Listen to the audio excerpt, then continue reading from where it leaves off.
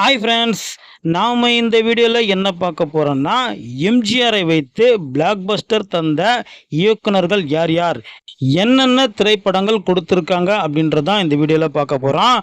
வாங்க வீடியோக்குள்ளே போகலாம். ஃபஸ்ட்டு பார்த்தீங்கன்னா இயக்குனர் யோகானந்த் அவர்கள் தான்.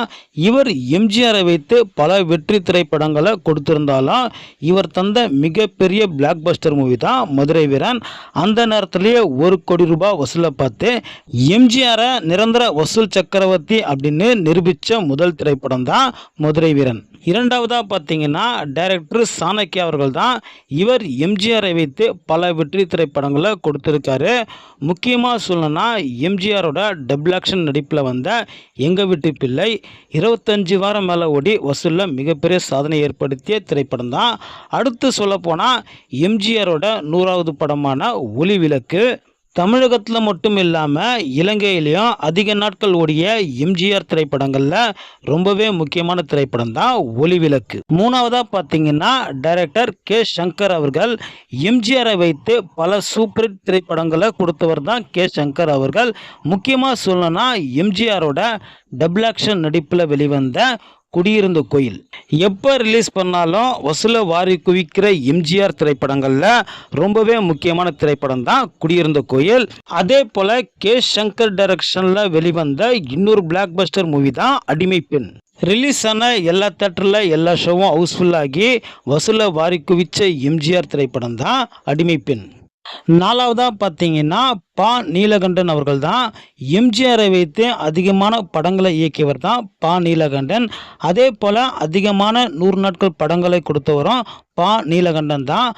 முக்கியமாக சொல்லணும்னா இவருடைய டைரக்ஷனில் பிளாக் பஸ்டராக அமைஞ்ச காவல்காரன், மாட்டுக்கார வேலன். மாட்டுக்கார வேலன் படம் பார்த்தீங்கன்னா 175 நாட்கள் மேலே ஓடி வசூலில் சாதனை பண்ண திரைப்படம் தான்.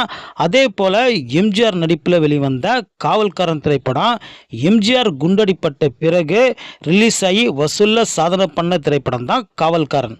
அஞ்சாவது எந்த இயக்குனர் பார்த்தீங்கன்னா பிஆர் பந்துலு அவர்கள். எம்ஜிஆரை வைத்து ஒரு சில படங்கள் இயக்கியிருந்தாலும் மிகப்பெரிய பிளாக் பஸ்டராக அமைஞ்ச திரைப்படங்கள் தான் 1000ல் ஒருவன், ரகசிய போலீஸ் 115. ரகசிய போலீஸ் 115 பார்த்தீங்கன்னா அந்த நேரத்தில் வசூலில் சக்கபோர்டு போட்டு பிளாக் பஸ்டராக அமைஞ்ச திரைப்படம் தான். அதே போல் 1000ல் ஒருவன் திரைப்படம் பார்த்தீங்கன்னா பிஆர் பந்துலு அவர்கள் கடன் சுமையில் இருக்கும்போது எம்ஜிஆர் நடித்து தந்த பிளாக் பஸ்டர் திரைப்படம் தான் 1000ல் ஒருவன். ஆறாவதாக பார்த்தீங்கன்னா இயக்குனர் டிஆர் ராமன் அவர்கள் தான். எம்ஜிஆரை வைத்து பல படங்கள் இயக்கியிருந்தாலும் இவர் தந்த பிளாக் பஸ்டர் திரைப்படங்கள் தான் குலே பகவாலி, பெரிய எடுத்து பெண். பெரிய எடுத்து பெண் திரைப்படம் பார்த்தீங்கன்னா அந்த வருஷத்துலேயே அதிகமான வசூலை பார்த்து பிளாக் பஸ்டராக அமைஞ்ச திரைப்படம் தான். அதே போல் குலே பகவாலி திரைப்படம் பார்த்தீங்கன்னா கூண்டு கிளி திரைப்படத்தில் ஏற்பட்ட நஷ்டத்தை ஈடுகட்ட மீண்டும் எம்ஜிஆரை வைத்து டிஆர் ராமண்ணா தந்த பிளாக் பஸ்டர் திரைப்படம் தான் குலே பகவாலி. ஏழாவதாக பார்த்தீங்கன்னா டைரக்டர் எம்ஜிஆர் தான். எம்ஜிஆரை 7வது இடத்துல ஏன் சொல்கிறேன் அப்படின்னு உங்களுக்கு தெரிஞ்சால் கமெண்ட் செக்ஷனில் மறக்காமல் கமெண்ட் பண்ணுங்கள். எம்ஜிஆரே 3 படங்கள் டைரக்ஷன் பண்ணியிருக்காரு. இதில் மிகப்பெரிய பிளாக் பஸ்டராக அமைஞ்ச திரைப்படங்கள் தான் நாடோடி மன்னன், உலகம் சுற்றும் வாலிபன்.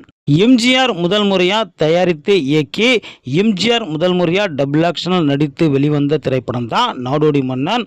அந்த வருஷத்தில் அதிகமான வசூலை பார்த்து பிளாக் பஸ்டராக அமைஞ்ச திரைப்படம் தான் நாடோடி மன்னன். அதே போல் எம்ஜிஆர் டைரக்ஷனில் வெளிவந்த உலகம் சுற்றும் வாலிபன் திரைப்படம் பல தடைகளை தாண்டி ரிலீஸ் ஆகி வசூலில் செக்கபோர்டு போட்டு பிளாக் பஸ்டராக அமைஞ்ச திரைப்படம் தான் உலகம் சுற்றும் வாலிபன். அது வரைக்கும் வந்த தமிழ் சினிமாவோட மொத்த வசூலியும் முறியடிக்கப்பட்டு இந்திய சினிமாவையே திரும்பி பார்க்க வைத்த திரைப்படம் தான் உலகம் சுற்றும் வாலிபன். எட்டாவதா எந்த இயக்குனர் பார்த்தீங்கன்னா எம்ஏ திருமுகம் அவர்கள் தான்.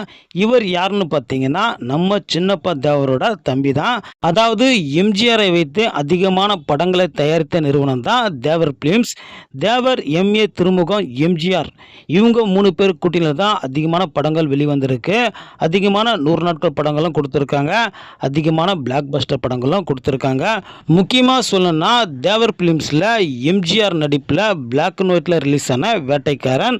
அதே போல் தேவர் பிலிம்ஸில் கலரில் ரிலீஸ் ஆன நல்ல நேரம். வேட்டைக்காரன் பார்த்தீங்கன்னா அந்த நேரத்தில் குறைஞ்ச செலவில் தயாரித்து அதிகமான லாபம் பார்த்த தேவர் ஃபிலிம்ஸில் ரொம்பவே முக்கியமான பிளாக் பஸ்டர் திரைப்படம் தான் வேட்டைக்காரன்.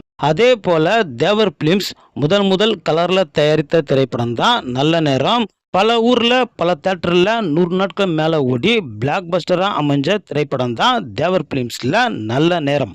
9வதாக பார்த்தீங்கன்னா இயக்குனர் ஸ்ரீதர் அவர்கள் தான். இவர் எம்ஜிஆரை வைத்து 2 படங்கள் இயக்கி ரிலீஸ் பண்ணியிருக்காரு. அந்த 2 படமும் பிளாக் பஸ்டராக தான் அமைஞ்சது. ஒன்று உரிமைக்குரல், 2வது மீனவ நண்பன். உரிமைக்குரல் திரைப்படம் பார்த்தீங்கன்னா ஸ்ரீதர் அவர்கள் கடன் சுமையில் இருக்கும்போது எம்ஜிஆர் நடித்து தந்த பிளாக் பஸ்டர் திரைப்படம் தான் உரிமைக்குரல். அதே போல் மீனவ நண்பன் திரைப்படமும் வசூல் ரீதியாக பிளாக் பஸ்டராக அமைஞ்சது. இதில் இன்ட்ரெஸ்டிங்கான விஷயம் என்னன்னு பார்த்தீங்கன்னா இந்த படம் ரிலீஸ் ஆகிறதுக்கு முன்னாடியே எம்ஜிஆர் முதலமைச்சர் ஆயிட்டாரு. 10வதாக பார்த்தீங்கன்னா இரட்டை இயக்குநர்களான கிருஷ்ணன் பஞ்சு அவர்கள். இவர்கள் எம்ஜிஆரை வைத்து ஒரு சில படங்கள் எடுத்திருந்தாலும் இவர்கள் தந்த பிளாக் பஸ்டர் திரைப்படம் தான் எங்கள் தங்கம் பெற்றால் தான் பிள்ளையா. எம்ஜிஆர் கதையின் நாயகனாக நடித்து பிளாக் பஸ்டராக அமைஞ்ச திரைப்படம் தான் பெற்றால் தான் பிள்ளையா. எம்ஜிஆருக்கு ரொம்ப ஃபேவரட்டான திரைப்படம் தான் பெற்றால் தான் பிள்ளையா. அதே போல் கிருஷ்ணன் பஞ்சு இயக்கத்தில் எம்ஜிஆர் சம்பளமே வாங்காமல் நடித்து தந்த பிளாக் பஸ்டர் திரைப்படம் தான் எங்கள் தங்கம். ஓகே ஃப்ரெண்ட்ஸ், எம்ஜிஆரை வைத்து பிளாக் பஸ்டர் தந்த ஒரு சில இயக்குநர்களை மட்டும்தான் இந்த வீடியோவில் பார்த்துருக்கோம்.